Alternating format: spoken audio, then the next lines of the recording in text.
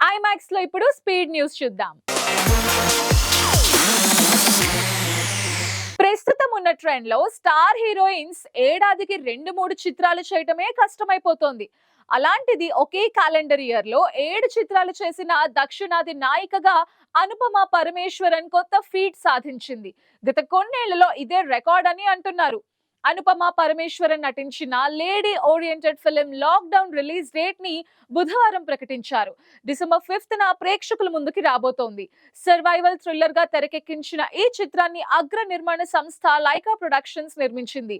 AR జీవా దర్శకుడిగా పరిచయం అవుతున్నారు. ఈ ఇయర్ లో అనుపమ పరమేశ్వరన్ కు ఇది 7th రిలీజ్ కావడం విశేషం.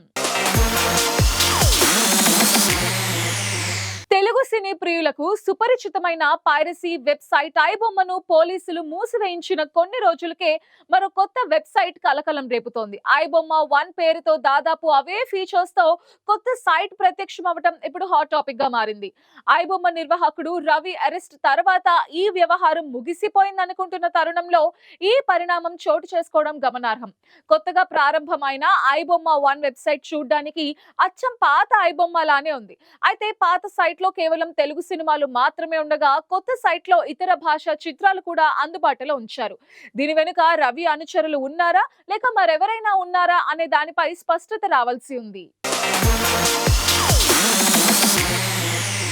జపాన్ లో మన సినిమాలు సత్తా చాటుతున్నాయి. ప్రభాస్ నటించిన బాహుబలి మొదలుకుని కల్కి 2898 ఏడి వరకు జపాన్ లో రిలీజ్ అయి మంచి ఆదరణని సొంతం చేసుకుంటున్నాయి.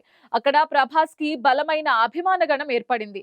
కల్కి రిలీజ్ టైంలోనే జపాన్ కి వెళ్లాలనుకున్నారు ప్రభాస్. అయితే అప్పుడు కాలు నొప్పితో వెళ్లలేకపోయారు.